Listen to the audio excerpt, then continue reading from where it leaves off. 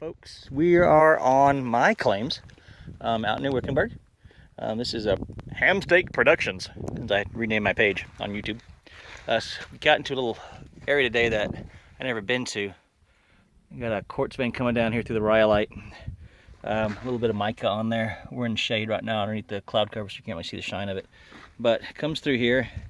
People say, you got mica, don't screw with it. It's not worth your time. No mineralization. Coming through here. Ah, what's that? What's that right there? Little orange coloration. What's that? A little copper. Come up this hill, right around here.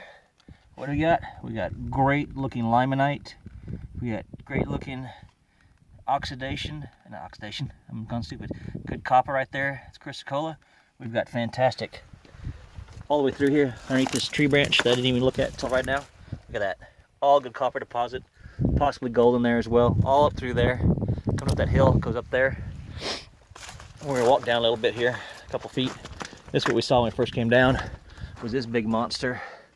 Let's see, hand width for size. Figure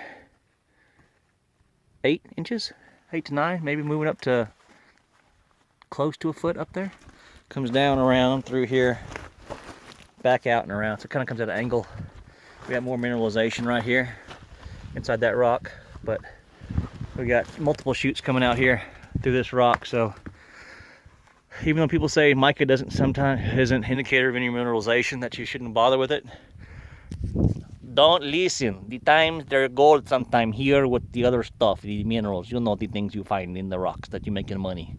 Anyway, we're going to another mine here that I want to go look at, get some more stuff from. So we'll be hopefully shooting on the video here in about an hour. Later.